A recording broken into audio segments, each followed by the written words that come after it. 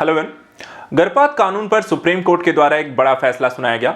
यह फैसला अपने आप में ऐतिहासिक इसलिए है क्योंकि एक महिला के द्वारा दायर की गई याचिका जिसमें अपने 26 सप्ताह के भ्रूण को गिराने को लेकर यानी गर्भपात कराने की यहाँ पर अनुमति मांगी गई थी और इस तथ्य को लेकर के सुप्रीम कोर्ट के अपनी ही एक बेंच के द्वारा यहाँ पर फैसला ना सुनाए जाने के पश्चात उससे बड़ी बेंच के द्वारा यह फैसला सुनाया गया है।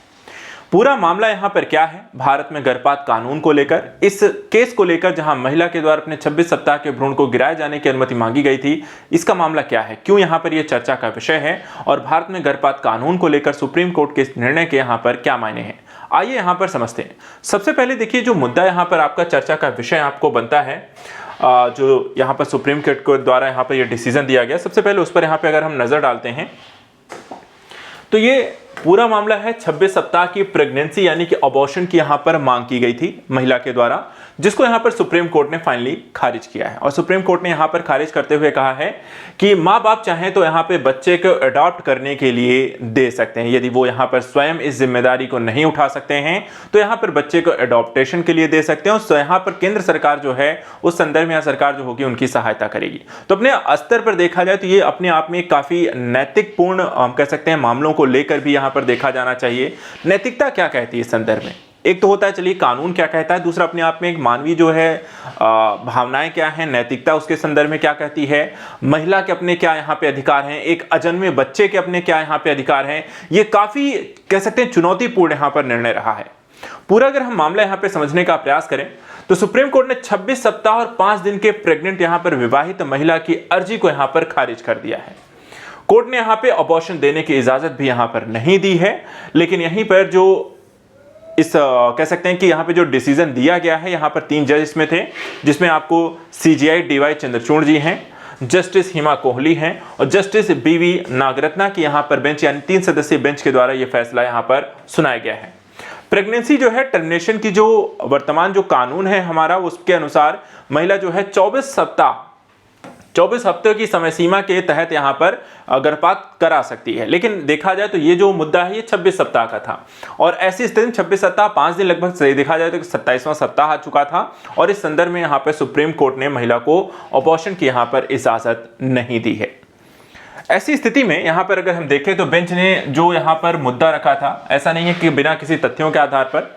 कहा था, बेंच यहां पर देखा सुप्रीम कोर्ट ने एम्स के डॉक्टरों से पूछा था कि क्या बच्चे में किसी प्रकार की विकृति तो नहीं है।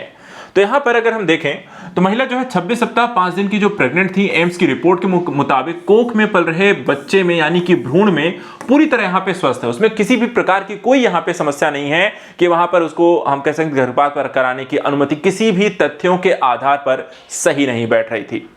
और मां को भी देखा जाए तो यहां पर कोई खतरा नहीं है, ना तो मां को खतरा है ना बच्चे में यानी भ्रूण में किसी प्रकार की समस्या है। और इन सभी चीजों को देखते हुए कोर्ट ने यहां पर यह फैसला सुनाया कि एम्स जो है महिला की डिलीवरी करे और सरकार इसका खर्च उठाए। बच्चे के जन्म के बाद जो है मां बाप फैसला करें कि उसे पालना चाहते हैं या फिर अडॉप्टेशन के लिए देते हैं, और अगर वो अडॉप्टेशन के लिए यहां पर देना चाहते हैं तो सरकार यहां पर उनकी मदद करेगी। मामले की सुनवाई के दौरान देखा जाए तो यहां पर मुद्दा जो है वकील जो थे महिला के, उनकी तरफ से जो उनका एक महिला का जो पक्ष है यहां पर देखा जाए तो महिला के वकील थे कॉलिन गोंजाल्विस ने तर्क दिया था कि यह एक्सीडेंटल और अनप्लान्ड यहां पे प्रेगनेंसी है और इसके कारण महिला को नहीं लगता कि वह अगले 3 महीने तक इस प्रेगनेंसी को यहां पर जारी रख सकती है और ऐसी स्थिति में यह महिला के अधिकारों यानी कि मां के अधिकारों का भी यहां पे हनन है। इस मुद्दे को लेकर के यहां पर देखा जाए तो सुप्रीम कोर्ट कहता है कि ठीक है, यहां पे महिला के अब अधिकार अपनी जगह पे हैं जो कि सही हैं, लेकिन उस बच्चे के अधिकारों का क्या, जो अजन्मा है, जो भ्रूण के अजन्मे अधिकारों को लेकर यहां पे कोई बात नहीं कर रहा और क्या हम उसके अधिकारों को कैसे सुरक्षित रखते हैं, उसकी यहां पर क्या गलती है। तो इस संदर्भ में यहां पर भी देखा जाए तो मामला उठा और चर्चा का यहां पर विषय बना। तो यहां पर हम समझेंगे कि भारतीय कानून इस संदर्भ में यहां पे क्या कहना है, उस तथ्य को भी यहां पे थोड़ा सा समझते हैं। लेकिन सबसे पहले अगर हम देखें तो अजन्मे बच्चे के अधिकार को लेकर गर्भपात याचिका पर सुप्रीम कोर्ट ने यहां पर इस मुद्दे को रखा। जब यहां पर यह तर्क दिया गया तो सुप्रीम कोर्ट ने इस संदर्भ में कहा कि देखिए, CJI चंद्रचूड़ ने कहते हैं कि यह हमें महिला के अधिकारों के ऊपर, ठीक है,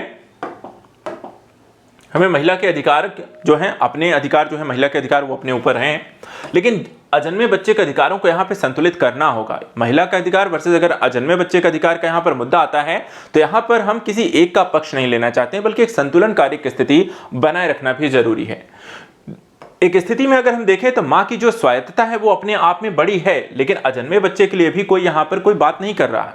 उसकी भी यहाँ पर कोई पैरवी नहीं कर रहा। उसकी यहाँ पर क्या गलती है और उसके अधिकारों की यहाँ पर बात, उसके अधिकारों को हम कैसे सुरक्षित रख सकते हैं, कैसे संतुलित रख सकते हैं। तो इस संदर्भ में यहाँ पर यही बेहतर होगा कि बच्चे की कह सकते हैं कि अगर आप माँ बाप यहाँ पे पालन नहीं कर सकते हैं तो गर्भपात कराने की अनुमति नहीं है। प्रेगनेंसी आप जारी रखें। यहाँ पर प्रेगनेंसी जो होती है बच्चे के जन्म के बाद, वहां पर उसको एडॉप्टेशन के लिए अगर आप देना चाहते हैं तो बस सरकार यहाँ पर मदद करेगी। इस तरीके से आप पे यहाँ पर आगे चल करके अगर आप बच्चे को नहीं पालना चाहते हैं तो यहाँ पर आप पर कोई समस्या नहीं है। ये पूरा एक मुद्दा रहा अपने आप में देखना जाए तो ये एक नैतिकपूर्ण मुद्दे भी हैं कि किस तरीके से माँ वर्सेस बच्चे की यहाँ पर जो स्थिति आती है, ये अपने आप में काफी विचारणीय विषय है, नैतिक विषय है और कई अलग अलग पहलुओं से इस पर चर्चा की जा सकती है। फिलहाल हम यहाँ पे नजर डालते हैं भारत के कानून को लेकर के। क्या कहता है भारतीय कानून? देखिए, टर्मिनेशन ऑफ प्रेगनेंसी एक्ट 1921 के अनुसार एक अगर कपल है, ठीक है, कपल कैसा है, मैरिड कपल के केस में पति और पत्नी दोनों को यहां पर परमिशन जरूरी है कि अगर वो यहां पे आप गर्भपात कराना चाहते हैं, मैरिड कपल है तो पति पत्नी दोनों को रेडी होना होगा कि आप गर्भपात कराना चाहते हैं, तभी अनुमति मिलेगी। दूसरा, महिला और उसके पार्टनर को यहां पर अनुमति होनी चाहिए दोनों स्थितियों में, चाहे वो कपल मैरिड है अनमैरिड है, यहां पे दोनों की अनुमति यहां पर होनी चाहिए। रेप विक्टिम्स की स्थिति में यहां पर कोर्ट परमिशन देता है। अगर किसी महिला के साथ, किसी बच्चे के साथ यहां पर रेप हुआ है और इस स्थिति में वहां पर वो प्रेग्नेंट होती हैं तो वहां पर कोर्ट डिसीजन देता है कि आपको यहां पर प्रेगनेंसी जारी रखनी है कि नहीं है। सिंगल मदर के संदर्भ में यहां पर वो अकेले फैसला ले सकती हैं कि उन्हें प्रेगनेंसी रखनी है या नहीं। और लेकिन इन सभी स्थितियों में एक चीज कॉमन यहां पे है कि महिला साबित करे कि वह प्रेगनेंसी की वजह से असुरक्षित है तो डॉक्टर या कोर्ट यहां पर आपको इस संदर्भ में यहां पर फैसला ले सकते हैं। इसी संदर्भ में नए कानूनों के अबॉर्शन के लिए यहां पर देखा जाए, जो पुराना हमारा कानून था, जो नया कानून है, इन दोनों के मध्य यहां पे क्या अंतर है वो देख लें। प्रेगनेंसी के देखिए अलग अलग चरण होते हैं, 12 सप्ताह का, 12 से 20 सप्ताह का, 20 से 24 सप्ताह का, 24 सप्ताह के अधिक का। पुराने और नए मामलों में अगर हम देखें, पुराने मामले में अगर हम देखें तो 12 सप्ताह की स्थिति में पुराना जो 1971 का कानून था वहां पर एक डॉक्टर की सलाह से यहां पर अबॉर्शन को अगर करानी है तो आपको डॉक्टर की सलाह लेनी पड़ती थी। और यहां पर भी देखा जाए जो नया कानून है 2020 का, इसमें भी देखा जाए तो आपको 12 सप्ताह के भ्रूण को गिराने के लिए डॉक्टर की अनुमति चाहिए। वहीं अगर भ्रूण जो है 12 से 20 सप्ताह का हो चुका है तो यहां पर पहले जो था वो 2 डॉक्टरों की सलाह चाहिए होती थी, लेकिन नए कानून में यहां पर आपको सिर्फ एक ही डॉक्टर की सलाह चाहिए होगी। अगर 20 से 24 हफ्ते की यहां पर प्रेगनेंसी हो चुकी है तो यहां पर देखा जाए जो पुराना कानून था उसमें कोई अनुमति यहां पर नहीं दी जाती थी, अर्थात 20 हफ्ते अगर क्रॉस हो गए थे तो यहां पे गर्भपात नहीं कराया जा सकता पुराने कानून के अनुसार। लेकिन नए कानून के अनुसार शादीशुदा, रेप विक्टिम और नाबालिग को यहां पर गर्भपात को कराने की, यहां पर अबॉर्शन कराने की अनुमति नए कानून में दी गई है। और अगर 24 सप्ताह के अधिक यहां पर स्थिति हो जाती है तो अनुमति यहां पर बिल्कुल पिछले कानून में नहीं थी। और वर्तमान कानून देखा जाए भ्रूण के बिगड़ने पर मेडिकल बोर्ड की सलाह पर यहां पर यह आपको गर्भपात कराने की अनुमति है। तो यहां पर ये नए संशोधन आए और इसी संशोधनों के कारण ये केस यहां पर आपको देखने को मिला था। तो फिलहाल ये जो नया यहां पर मुद्दा था उसको हमने यहां पर डिस्कस किया है। इसके बारे में और कुछ चर्चा करनी होगी, कुछ और नए यहां पे तथ्य आएंगे, इस कानून के अन्य यहां पे पहलुओं को लेकर हम यहां पर डिटेल से फिर डिस्कस करेंगे। Thank you so much and good luck.